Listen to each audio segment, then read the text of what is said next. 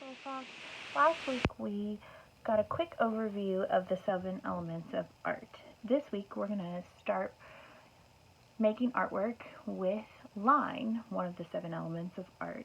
So we're going to go into a little more detail. We will be defining what a line is, and identifying different types of lines and the directions they can move. And then you will be creating an artwork using what you've learned about line. So a line is a continuous mark.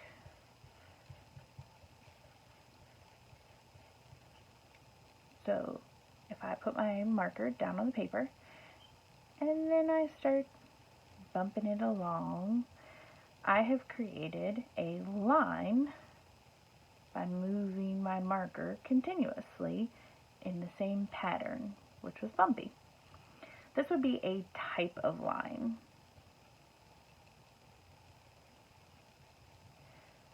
All other types of lines would be zigzag,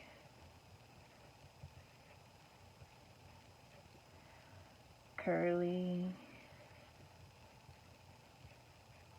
broken. Broken just describes the spaces you leave empty, so a broken line can look many different ways. Castle.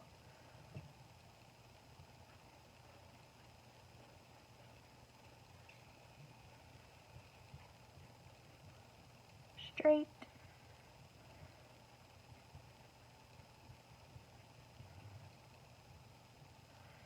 Swirly.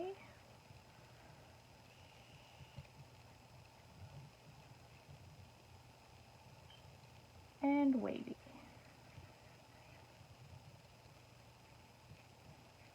A type of line is what the line looks like. So when I say zigzag, you should get a picture in your brain that then translates to your hand to create these mountain-like lines. When we talk about direction, it's way more specific. So there's only 3 directions that your line can move in. Vertically, which is up and down. Horizontally,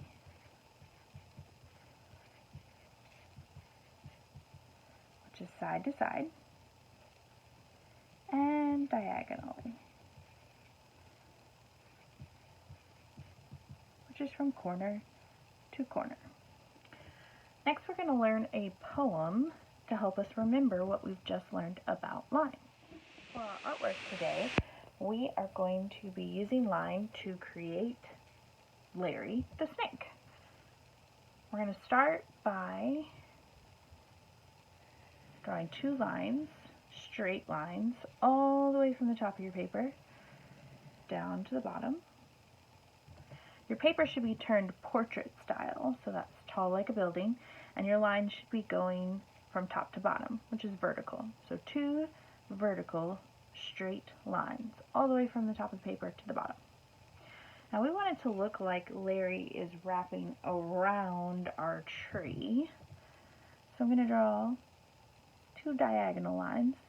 I'm going to start up near the top here. Not too close though, because I gotta have some room for his head. I'm going to start with his body. Notice my lines go a little bit past my tree. So these 2 lines are going to make up my tree. This is the start of Larry, and notice they go past those first 2 lines, and the second line is even longer than the first line. Alright, now I want it to look like Larry's wrapped around. So I'm going to make an arch.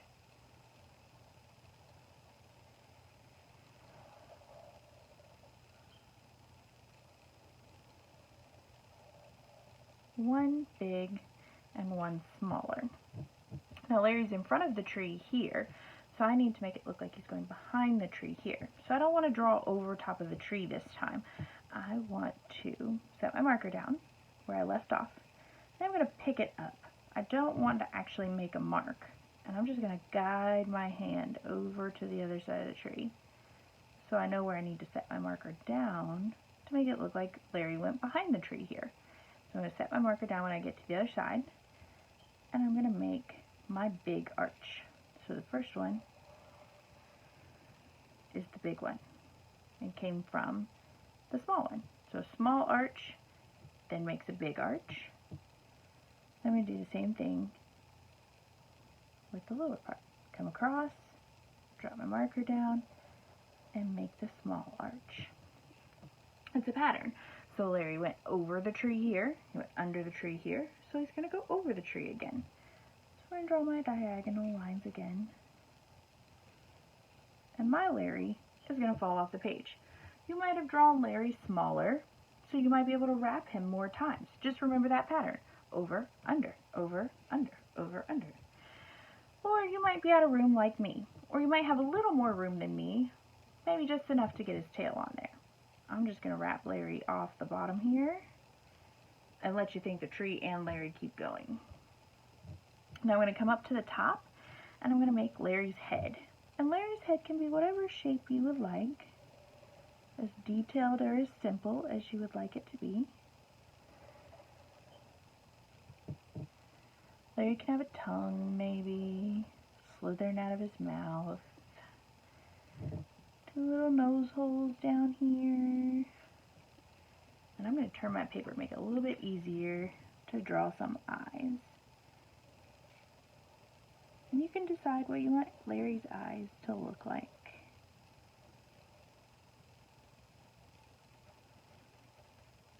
I don't usually like to draw with or color with my drawing tool, unless it's just a part of the eye.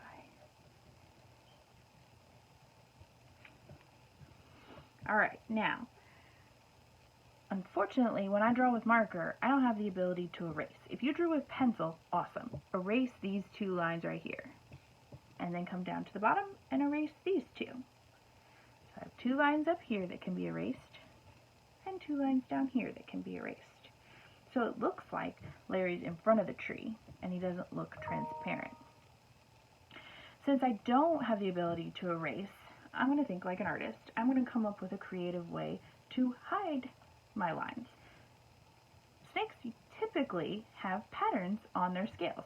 So now I'm going to make a pattern on Larry using those lines so that you don't see, so they don't look like a mistake.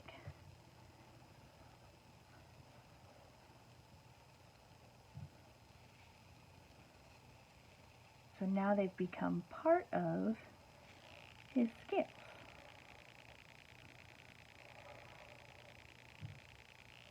So you have to decide, if you're using a pencil, are you going to erase those lines, or are you going to make those lines part of Larry's pattern?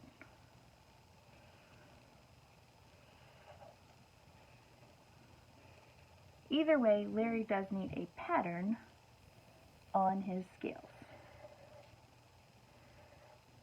So give Larry a pattern.